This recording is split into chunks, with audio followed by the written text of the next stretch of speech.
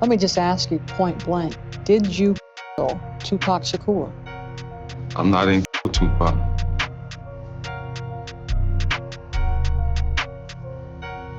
I mean, I don't know why, you know what I'm saying?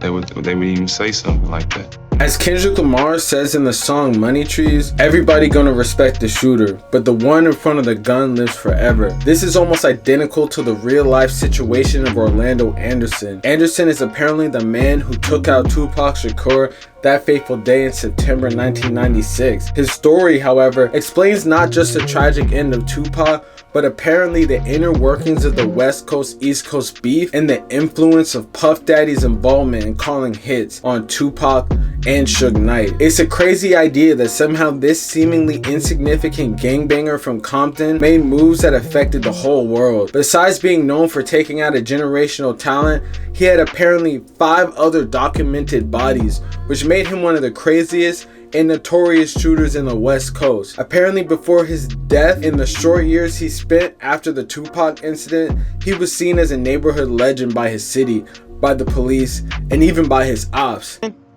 Well, at the time of this particular shooting, he was already a legend in the hood because there's no doubt in my mind, which I agree with you, that he was the shooter of Tupac Shakur. Despite being such a notorious shooter, he didn't make it out because he went out the same way he got famous. You know, we gotta talk about the rise, the fall, and the influence of Baby Lane, aka Orlando Anderson, right now. It's a crazy story and we're gonna get into it right now, but before we do, I'm gonna need you to like, comment, subscribe. We're gonna run up this video, man. Make sure y'all check out the merch, link in the description at staysafeworld.com. We're on the road to 10K subscribers, so make sure y'all tap in. We're gonna run this up right now, man. Let's go.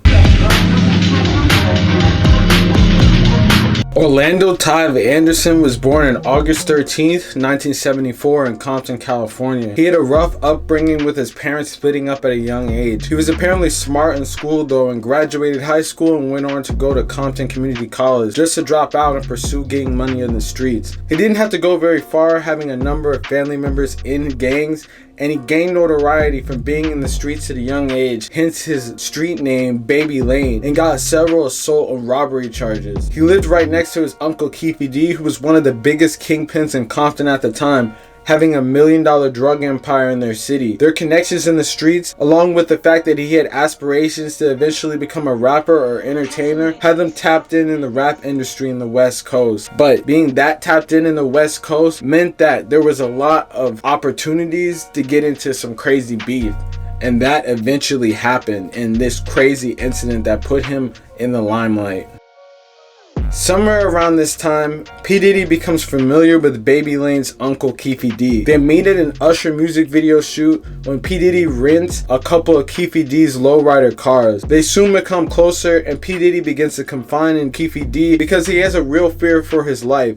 Even before the mainstream East Coast West Coast beef, a lot of trouble was brewing in the scene. Tempers were slowly beginning to get out of control between Tupac and Biggie because Diddy was coming from the East Coast and didn't want to get extorted or have trouble with his artist Biggie Smalls. He asked Keefy D for protection. Eventually, him asking for protection turned into him asking for a bounty, first for death row chains for $10,000 and eventually turning it into a $1 million bounty for anyone willing to kill Suge Knight and Tupac, allegedly. Yeah, when he was alive, we was hearing that's the reason why they tried to snatch that chain, is because it was a bounty on the chain saying if you snatch the chain, bring it back to us, we will give this amount of money. It seems that this all started to get out of control when Tupac allegedly pulled a gun on Biggie and P. Diddy at the 1996 Soul Train Awards. Diddy apparently ran at that incident and told his bodyguard repeatedly, "I don't care if Pac gotta die, Big gotta die, or Suge go to jail. Something's gotta change." I'm a businessman. I'm about making money, but something gotta change. I don't give a fuck if Pac gotta die, Big gotta die, or Suge Knight go to jail. Something's gotta change. I said, yo, he sure did. He said, yeah. He said, Big gotta die? He said, yo, he said Big. It was at this time the Southside Crips seemed to lean into this because they already had beef with Mob Piru, which was Suge Knight and Tupac's gang within the city. So they felt it was only made sense that they should get some money doing it. So one day in 1996, At the Lakewood Mall, Trayvon Lane decided to go and shop, but then he ran into a group of Southside Crips, one of them being Orlando Anderson, the nephew of the man who was offered to take out Ma Piru and get paid for their chains. They proceeded to jump him and then rob Trayvon Lane and steal his death row pendant. Unfortunately, that incident would be responsible for sparking one of the craziest incidents in rap history, man. So let's get into this.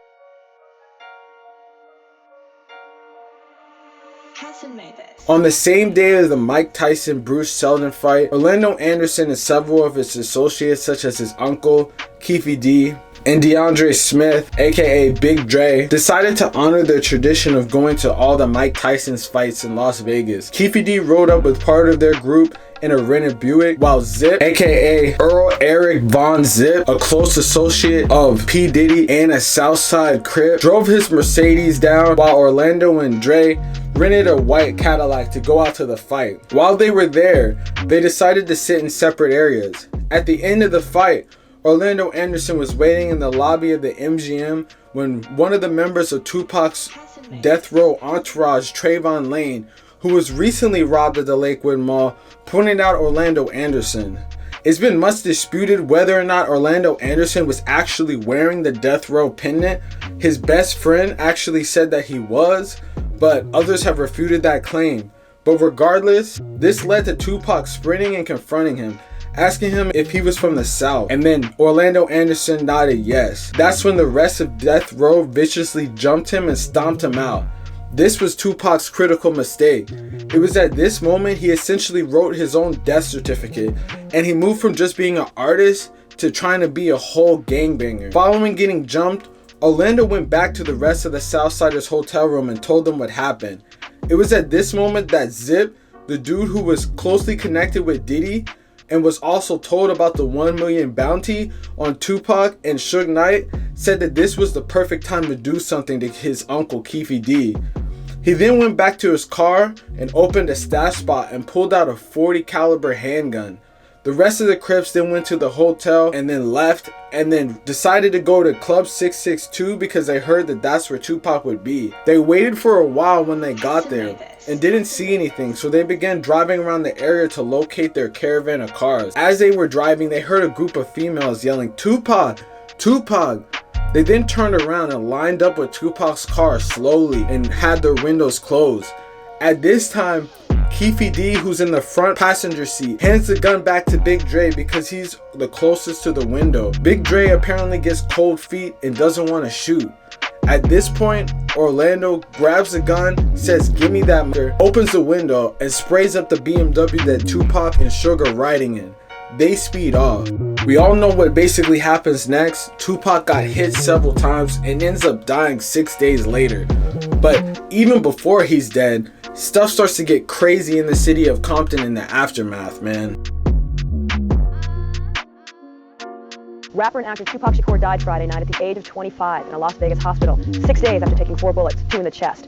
In an official statement, the hospital said that Shakur died at 4:03 p.m. Pacific time. Immediately following the day after Tupac is killed, Orlando Anderson is questioned by the police. He was clearly seen on security footage throughout the MGM Grand. They felt he was a suspect. However, they had no evidence to pin him on the crime because besides the white Cadillac, which he continuously denied for years being inside of. Soon as he got back from the fight, a major war broke out between Mob Piru and other gangs, and the Southsiders with multiple shootings taking place. Reportedly dozens of people dying. Apparently Bloods in the area were each offered $10,000 bounty for any Southside Crip that they could find and kill. Orlando's own homie OG Knockout recalls that there were at least 7 people who died as a result of this, and also said that Orlando Anderson himself was struck in both legs with an AK-47 and was put in a wheelchair for a number of months afterwards. In October of that year, 300 police did a major sweep and raided the houses of every known gangbanger that they could find in the area, apparently raiding the entire of the Southside Crip gang. They were raiding as a means to stop the violence, but they were also investigating the Tupac incident because they had heard from informants and from the Vegas PD that Orlando had something to do with it. However, they were never able to charge him and they did not find any evidence. Hassan made this. Hassan made this. Hassan made this. Although he was infamous for taking out Tupac, the crazy incident that took him out sounds like it could actually be from a movie, and it had people wondering if it had something to do with this situation. But I'm here to tell you that it was a crazy situation that might not even have anything to do with what happened with Tupac, man. So let's get into it. The downfall of a shooter. In early May 1998, a quarter pocket crip by the name of Daniel Smith decided to front some drugs from the Southside Crips. He ended up getting around $3,500 of coke fronted. He was later spotted at Spank's car wash by DeAndre in Orlando, and they approached him in a situation that basically preludes what would later happen and be a tragic ending. Smith apparently seeing them pump faked like he had a weapon, but DeAndre's father was able to cool the tempers down and get Smith to say that he would have the money in a week from now. A week passes by and nothing. He gets a call from DeAndre and they basically say, now you owe us $7 grand, and if you don't have the money, it's on. In the background, he hears Orlando say on Southside, it's on now. Smith took those words strongly, as Orlando was famous for being a top shotter, taking out Tupac. He then started avoiding streets and anywhere Southside Crips might possibly be. But then on May 29th, 1998, another incident basically goes down. It starts with Utah Williams, the 88-year-old grandmother of Orlando Smith, dying in a hospital from a fall. It had a profound effect on Orlando Anderson, who apparently doesn't smoke or drink, and it made him start drinking all night in remembrance of her. Around 3 p.m. that day, Orlando Anderson decided to go to Mom's Burgers, a restaurant in Compton, right across from Spank's car wash. While driving in their black Chevy Blazer, they recognized the car of the corner pocket Crip members that owed them money, so they pulled up. There, they saw the Stone brothers, Jerry Stone and his older brother Big Michael Stone, who was apparently like 6'6". They immediately rushed them and got into a heated argument. Witnesses stated that Jerry Stone first drew his pistol, but then Orlando's friend Michael Duro, who was there also, was able to calm the situation down. It was at this point that Orlando, while still in the car, pulled out his gun, shot Jerry twice, killing him. At the same time, Michael Stone pulled his gun and shot Orlando Anderson square in the chest. He slumped over and dropped his gun. And that was when Duro grabbed his gun off the ground of the car and shot Michael Stone, killing him. They then sped off into the Chevy Blazer and crashed down the street. It was a total crash out situation because they were only 6 blocks from the Compton police station. The police arrived within 2 minutes and see the Chevy Blazer is filled with bullet holes. At this point, Ray Richardson pulls up and asks the mortally wounded Orlando Anderson for a death confession. He asks him, "Did you kill Tupac?" And he responds actually the same way that Tupac responded when he was on his deathbed and a cop asked what happened to him. He said, "F you," and died. It's a crazy situation. Since his death, Keefe D basically got caught up for a number of drug charges, lost his whole empire, and eventually wrote a tell-all and basically confessed to the shooting many times over, and was recently arrested for killing Tupac or being involved in the incident, man. But when you see the whole entire scope of what happened, it paints a crazy story. And honestly, people are gonna hate this, especially Tupac fans, but if you're really living that life, what happened to Tupac is just the same thing that happened to hundreds of thousands of other men in the 90s, especially in the inner city. Tupac basically made his own grave mistake of attacking someone who was a known crazy lunatic murderer and ended up paying the biggest price for it. But that's the thing, he was trying to be something that he had no business being, and he got taken out. And basically you sort of see that everyone who lives that life either ends up in jail or ends up dead, and that's what happened to him. So should we feel sorry for him? Yes. But did he know what he was getting into? He should have. If he had really been smart and decided not to do those type of things, he'd probably still be alive. But him trying to prove how hard he was ended up getting him murked, man. But hey, let me know in the comments what y'all think about this whole situation, about the story of Orlando Anderson, aka Baby Lane. And let me know what y'all think, man. Real say shit. You already know what's going on. Like, comment, subscribe. You already know, man. Peace.